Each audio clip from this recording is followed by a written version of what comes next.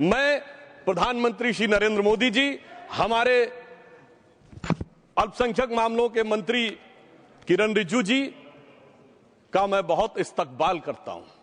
जब वक्त के ऊपर हम बात कर रहे हैं, वक्त की रुखसती का वक्त आ गया है और नई वक्त की नई सुबह होने का वक्त आ गया है। अगर हमें इस पे बात करनी है तो मुझे चार दृष्टि से बात करनी पड़ेगी। एक, इस बिल के तकनीकी प्रावधान जिस पे बहुत सारे लोग बहुत कुछ बोल चुके हैं। दूसरा है वक्फ की अवधारणा। तीसरी है वक्फ की राजनीति। और चौथा है वक्फ की राजनीति के नाम पर होने वाली वह सांप्रदायिक बनाम सेकुलर की राजनीति। सबसे पहले हमारे नेता सदन माननीय नड्डा जी ने बताया कि किस विस्तार के साथ इस वक्फ कमेटी ने काम किया, किस शिद्दत के साथ हमारी सरकार ने काम किया। और चाहे वक्फ कमेटी के जेपीसी के चेयरमैन हमारे उस सदन के सदस्य जगदम्बिका पाल जी रहे हो, हमारे मंत्री जी रहे हो, सबने जिस शिद्दत से काम किया है, तो उनके लिए मैं माननीय प्रधानमंत्री जी अपनी सरकार की तरफ से कहना चाहता हूं कि उन्होंने एक इबादत के भाव से काम किया है।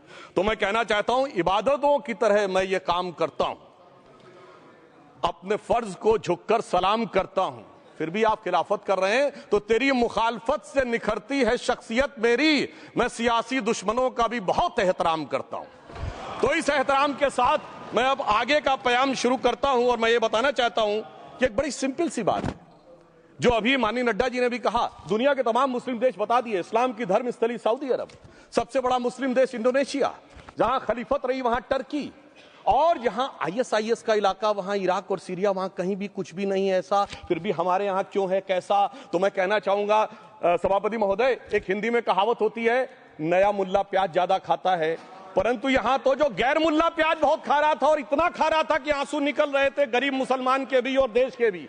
इसलिए मैं कहना चाहता हूं सभापति महोदय, अगर छोड़ दीजिए भारत की बात करिए, तो क्या ऐसी कोई शक्ति सिखों के पास है, ईसाइयों के पास है, यहूदियों के पास है, पारसियों के पास है? नहीं है।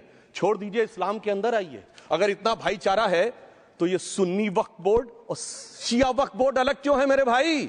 जमीन पे एक दूसरे पे एतबार नहीं है, सिर्फ सियासत के लिए साथ में आने की बात है। ये भी जरा सोचने की बात है। और जो अकलियतों में भी अकलियत है, आगा खानी है, बाकी है, जो बोहरा है, उनकी तो कोई गिनती नहीं है।